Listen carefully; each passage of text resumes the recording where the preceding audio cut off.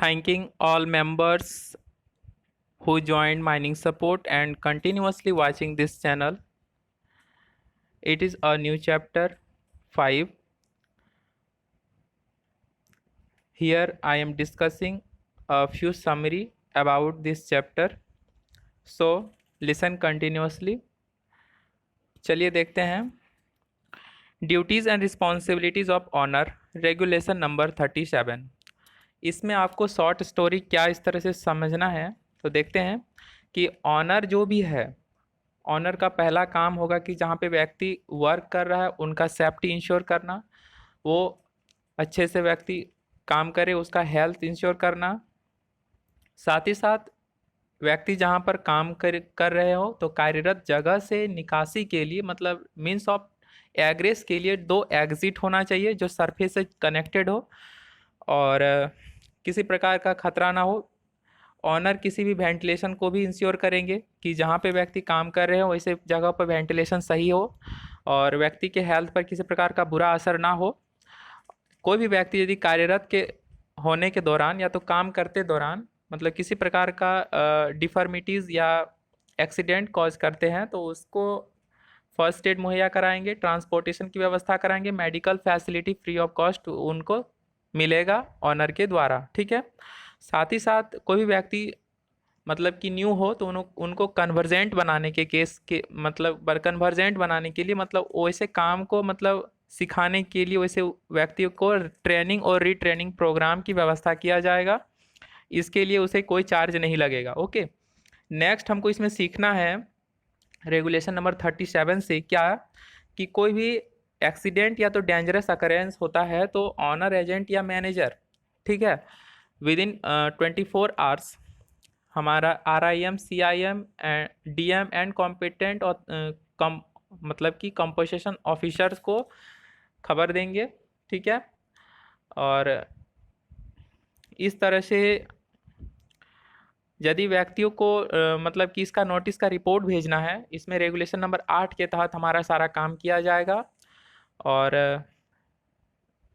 एक बातें यहाँ पे नया है क्या कि यदि व्यक्ति का विवरण भेजना है मतलब कि ऑल डिटेल्स ऑफ पर्सन्स यदि हमको भेजना है तो हमारा 4B के तहत नोटिस ऑफ एक्सीडेंट 4A में भेजेंगे और details of persons who cause the accident तो उसका 4B में हमको भेजा जाएगा। ठीक है, फॉर्म का 4B में। और साथ ही साथ यदि ये हमारा जो ड्यूरेशन होगा 7 डेज के विद इन हमको सेंड करना है। ओके, नेक्स्ट हमारा यदि बातें हैं यहाँ पे सीखना है क्या कि यदि उस वही व्यक्ति यदि काम पे रिटर्न होके वहाँ पे ज्वाइन करता है मतलब काम की जगह पर तुरंत आता है तो ऐसे व्यक्तियों को हमारा काम की जगह पर आने का विवरण जो भेजा जाएगा फिर हमारा सिम रिम और CIM, RIM और DM को तो 15 डेज़ के विद इन भेजा जाना ज़रूरी है। तो इसमें कुछ हमको नया जो मिला बात वो हमारा ये है कि नोटिस ऑफ जो हमारा एक्सीडेंट है वो हमारा किनको किनको भेजा जाना चाहिए वो खाली वो इंश्योर करना है कि सबसे पहले क्या कि district magistrate, chief inspector, regional inspector and competent authority for payment of compensation. ठीक है। और यदि हमारा किसी प्रकार का डेथ रिलेटेड हो इलेक्ट्रिकल के केस में तो उस केस में इंस्पेक्टर ऑफ माइंस इलेक्ट्रिकल को भेजा जाना चाहिए। ठीक है, इस तरह से हमको ये बातें जानकारी रखना है। ओके, तो नेक्स्ट हम लोग आगे बढ़ते हुए देखते हैं कि रिस्पॉन्सिबिलिटीज ऑफ कॉन्ट्रैक्टर क्या है। तो रेगुलेशन नंबर 39 के अकॉर्डिंग हम लोग चर्चा करेंगे और इसमें रिस्पॉन्सिबिलिटीज ऑफ कॉन्ट्रैक्टर पे देखेंगे। तो कॉन्ट्रैक्टर जहाँ पे व्यक्ति कॉन्ट्रैक्टर जिनको नियुक्त किया जाएगा उनके पास वो लाइसेंस होल्ड करे। ठीक है, मतलब कि कॉन्ट्रैक्टर जिनको डिप्लॉय करना है कोई भी माइंस में तो उनके पास अप्रोप्रिएट लाइसेंस हो। रेगुलेशन नंबर 39 पे ये बातें कही गई है। ठीक है, इसके बाद हमारा 40 रेगुलेशंस है। तो रेगुलेशन नंबर 40 पे हमको क्या सीखना है, रेगुलेशन क्या कहता है, duties of A persons employed in a mines. ठीक है, तो कोई भी व्यक्ति जो भी वर्क करे अंडरग्राउंड में उनको उनका अटेंडेंस रेगुलेशन मतलब कि एक्ट के सब सेक्शन 4 के सेक्शन 48 में हम नाम दर्ज होना चाहिए। मतलब कि उनका रिकॉर्ड होना चाहिए sub section 4 of section 48 of the act. Okay, मतलब sub section 4 of section 48 of the act, उसका नाम जो है मेंशन होना चाहिए, मतलब रिकॉर्ड में होना चाहिए। साथ ही साथ बोला जा रहा है क्या कि कोई भी व्यक्ति अपने ड्यूटीज के दौरान सोएगा नहीं, मतलब no person shall sleep while on duty. इसमें रेगुलेशन नंबर 43 आता है हमारा। तो रेगुलेशन नंबर 43 में हमारा क्या चीज़ें हैं शामिल, कि duties and responsibilities of manager. तो ये काफ़ी इंपॉर्टेंट है, रेगुलेशन नंबर 43 से रिलेटेड है। और इसमें सीखना है कि कोई भी मैनेजर जो भी अपने माइंस का विजिट करेंगे विद इन, मतलब रेगुलर 4 दिन प्रत्येक सप्ताह में, ठीक है, within 4 days in a week, वो हमारा अंडरग्राउंड विजिट करेंगे। ओके, साथ ही साथ वो हमारा नेक्स्ट पॉइंट कहा गया कि वो प्रत्येक ओवरमैन से या तो माइन ऑफिशियल से एक दिन में एक बार, कम से कम एक बार मिलेंगे जरूर, ठीक है। और ये बात और एक सामने है कि मैनेजर जो है ओवरमैन को हमारा ऑफसेट प्लान देंगे और उनको वो अपडेट करते रहेंगे ओवरमैन, ठीक है। मैनेजर कोई भी मटेरियल्स जो भी ज़रूरत है, मतलब कि ड्रेसिंग सपोर्ट या तो कोई भी वर्क के लिए, तो मैनेजर अरेंज करेंगे। यदि वो अरेंज करने के लिए सक्षम नहीं है तो वो हमारा ऑनर एजेंट को खबर देंगे और रिक्वेजिशन, रिटर्न रिक्वेजिशन लिखेंगे, और उस ऑनर एजेंट इसके लिए रिस्पॉन्सिबल है कि वो 3 दिनों के अंदर जो भी डिमांड किया गया है मैनेजर के द्वारा मटेरियल्स या तो अप्लायंसेस, तो उनको प्रोवाइड करेंगे, ठीक है। और किसी भी प्रकार का पर्सनस का एक्सीडेंट है तो उसका डिटेल्स आरआई और सीआई को विद इन 15 डेज, जो भी वर्क मतलब कि एक्सीडेंट होगा तो डिटेल्स ऑफ पर्सनस जब वो रिटर्न होता है वर्क में, तो उसको 15 डेज के अधीन 15 डेज के अंदर भेजा जाएगा, ठीक है। तो इस तरह से हमारा मैनेजर का ड्यूटीज़ में समराइज़ कर रहे हैं, ठीक है। आप तो इसको बेसिकली बुक में पढ़ेंगे, लेकिन जो चीज़ इंपॉर्टेंट है उसको हम स्पेशली इस रेगुलेशंस में और इस सेक्शन में लाए हैं, ठीक है। तो इस सेशन को कम्प्लीटली वॉच करें, और इसमें कोई भी तरह का डाउट हो आपको तो उस डाउट को कमेंट सेक्शन में लिखें और उसके रिगार्डिंग हम उसको सॉर्ट आउट करने का कोशिश करेंगे। तो चलिए, रेगुलेशन नंबर मतलब कि 44 क्या कह रहा है, ड्यूटीज़ ऑफ सेफ्टी ऑफिसर। तो सेफ्टी ऑफिसर्स हमारा बहुत सारे ड्यूटीज़ है सेफ्टी ऑफिसर्स का, मतलब कि कोई भी फायर, इनंडेशन और व्यक्ति का मतलब कोई भी खतरा हो गैसेस से रिलेटेड, तो सेफ्टी ऑफिसर्स उसको मतलब कि उसके तह तक जाएंगे, उसके कॉजेज़ को जानेंगे और वो मैनेजर से इसको इस बात को साझा करेंगे। मैनेजर इससे रिलेटेड अपने तरह से स्टेप्स लेंगे और उसको हटाने का, इनंडेशन, फायर या तो इरप्शंस ऑफ गैसेस को हटाने का कोशिश करेंगे, ठीक है। सेफ्टी ऑफिसर्स किसी भी प्रकार का उसमें सेफ्टी टॉक की व्यवस्था करेंगे, सेफ्टी ऑफिसर्स का ही ये काम है। सेफ्टी ऑफिसर्स और भी चीज़ें जो भी व्यक्ति न्यू रिक्रूटेड हैं तो उनको सेफ्टी ऑफिसर्स अपनी निगरानी में सारे काम को सिखाएंगे और सेफ्टी के बारे बताएंगे। तो इस तरह से हम लोग रेगुलेशन नंबर 44 को कंप्लीट करते हैं।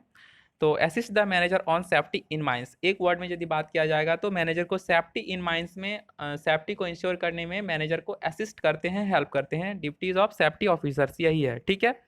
रेगुलेशन नंबर 45 जब बात आता है तो इसमें हम लोग देखते हैं क्या, duties and responsibilities of assistant manager. तो असिस्टेंट मैनेजर ऐसे व्यक्तियों को मतलब कि कहा जाता है जो मैनेजर के इक्विवेलेंट हमारा क्वालिफिकेशंस होल्ड करता है और वो मैनेजर से जस्ट नीचे सारा वर्क को और पोस्ट को होल्ड करता है। मैनेजर की तरह ही वर्क कर सकता है बट वो मैनेजर नहीं होता है, मैनेजर से बिलो रैंक होता है। और ये असिस्टेंट मैनेजर ऐसे मतलब कि जहाँ पे ट्रेवलेबल पार्ट है तो ट्रेवलेबल पार्ट में इंश्योर करेंगे कि वो वैसे जगहों को जहाँ पे व्यक्ति रेगुलरली मूव नहीं करता है, जाता आता नहीं है, तो ऐसे जगहों को इंश्योर करेंगे कि वो जगह हमारा सही है ना। तो फ्रीक्वेंटली एग्जामिन ट्रेवलेबल पार्ट, ओके। और नेक्स्ट हमारे रेगुलेशन नंबर 46 में जब बात आता है तो duties and responsibilities of ventilation officer. तो वेंटिलेशन ऑफिसर्स का ड्यूटीज़ काफ़ी ज़्यादा होता है। तो ड्यूटीज़ और रिस्पॉन्सिबिलिटीज़ वेंटिलेशन ऑफिसर्स ये है कि वो अपने डिस्ट्रिक्ट में या तो माइंस में वेंटिलेशंस को अच्छी तरह से सुदृढ़ रूप से बनाए रखेगा, ठीक है। स्पीड ऑफ एमएमवी देखेगा, ठीक है। Amperage drawn by it's motor, कि मोटर के द्वारा कितना एम्परेज ड्रॉ किया जा रहा है, ठीक है। फैन ड्रिफ्ट और वाटर गॉज को कम से कम, फैन ड्रिफ्ट या तो वाटर गॉज को प्रत्येक कम से कम एक दिन में एक बार जांच करेंगे, ठीक है। और इस क्या बोलते हैं, इसमें नेक्स्ट हमारा पार्ट आता है क्या, कि अनयूजुअल चेंज और किसी तरह से हमारा अनयूजुअल चेंज दिखता है तो उसका रिपोर्ट मैनेजर को करेगा, ठीक है। तो वहाँ पे वाटर गॉज का जो बात किया जाएगा तो प्रत्येक घंटा हमारा उसका चेक किया जाएगा, ठीक है। और इफ इसके बाद आता है इफिशियंसी ऑफ एमएमवी, तो मैन मैकेनिकल वेंटिलेटर का इफिशियंसी प्रत्येक 3 महीना में जांच किया जाएगा, ठीक है। और इसके साथ ही एक रेगुलेशंस इसमें कहा गया है, regulation number duties and responsibility of ventilation officers में हमारा रेगुलेशन नंबर 46 में क्या कि कोई भी एमएमवी का हमारा मैन मैकेनिकल वेंटिलेटर का एफिशिएंसी जो होगा वो प्रत्येक 3 महीना में जांच होगा। साथ ही साथ फैन ब्लेड्स को जब चाहे वो क्लीन कर सकते हैं, ठीक है, जब जरूरत हो वैसे समय पर, ठीक है। नेक्स्ट हमारे ड्यूटीज एंड रिस्पॉन्सिबिलिटीज ऑफ ओवरमैन में जब बात आता है तो ओवरमैन अपने डिस्ट्रिक्ट में डिसिप्लिन को मेंटेन रखने के लिए काफ़ी मतलब प्रभावी हैं, ठीक है। और उनका रेगुलेशन नंबर 47 के अनुसार वो अपने डिस्ट्रिक्ट में डिसिप्लिन को इंश्योर करेंगे, प्रत्येक एयर क्रॉसिंग स्टॉपिंग को गुड ऑर्डर में मेंटेन रखेंगे और इसके मतलब जांच जो है प्रत्येक 14 दिनों में एक बार करेंगे। साथ ही साथ नेक्स्ट हमारा बोल रहा है ट्रैक्स और ट्राम लाइंस को देखेंगे कि प्रॉपरली लेड ग्रेडेड हो, और साथ ही साथ कोई भी रॉप्स जिग व्हील है ना, यदि ब्रोकन अवस्था में है तो उसको हटा देंगे, स्टॉप कर देंगे उसकी यूज़ को, मतलब उसके इस्तेमाल को बंद करेंगे, ठीक है। मतलब ऐसे चीज़ों के इस्तेमाल को ख़त्म करेंगे, ठीक है। स्टेबिलिटी साइट्स बेंच, तो स्टेबिलिटी इंश्योर करेंगे साइट्स का, बेंच का। एडिक्वेट लाइटिंग व्यवस्था करेंगे, जो कि ये बात ध्यान रखना है कि एडिक्वेट लाइटिंग जो है यहाँ पर, तो एडिक्वेट लाइटिंग जो है ड्यूटीज़ सिर्फ ओवरमैन का है, ये सरदार का ड्यूटीज़ नहीं है, ओके। एडिक्वेट लाइटिंग जो यहाँ पर है तो ये सरदार का ड्यूटीज़ नहीं है। स्टेबिलिटी सरदार का है, stability of sites and bench देखना ओपन कास्ट के केस में, ठीक है। साथ ही साथ बताया जा रहा है कि all machinery plants are operated in a safe and secured manner, तो ये ड्यूटीज़ हमारा ओवरमैन का ही है केवल, ठीक है। मतलब all machinery plants are operated in safe and secured manner, ये सरदार का ड्यूटीज़ नहीं है, ठीक है। तो इसके बाद हम लोग नेक्स्ट चर्चा करेंगे duties and responsibilities of shot firer, ठीक है। तो duties and responsibility of shot firer में देखते हैं कि शॉर्ट फायरर रिस्पॉन्सिबल हैं, कोई भी मिसफायर को देखेंगे, ठीक है। मतलब कोई भी मिसफायर हो गया तो वो शॉर्ट फायरर रिस्पॉन्सिबल है उसके लिए, और मिसफायर जोन को मतलब कि फेंसिंग करने के लिए शॉर्ट फायरर रिस्पॉन्सिबल है, तो शॉर्ट फायरर मिसफायर के लिए रिस्पॉन्सिबल है और उस जगह को फेंसिंग करना शॉर्ट फायरर का ड्यूटीज़ है, ठीक है।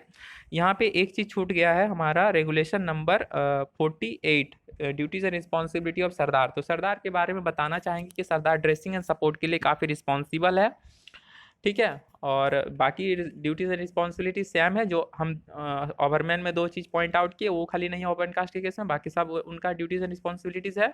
और sirdar holds the rank below the overman, ठीक है। इस तरह से नेक्स्ट रेगुलेशन पे हम लोग आते हैं। रेगुलेशन नंबर हमारा 50 है, तो 50 क्या कहता है, शॉर्टेज ऑफ मटेरियल, ठीक है, ड्यूटीज़ ऑफ सपोर्ट मैन। तो सपोर्ट मैन क्या करेगा कि शॉर्टेज ऑफ मटेरियल यदि किसी तरह से है, कोई भी उसके मतलब कि काम के दौरान यदि कोई भी मटेरियल का शॉर्टेज होता है सपोर्ट मैन को, तो वो सरदार को खबर करेंगे, और नहीं तो ऐसे कॉम्पिटेंट पर्सन को खबर करेंगे जो इनके लिए पर्याप्त व्यवस्था या बंदोबस्त कर पाएंगे, ठीक है।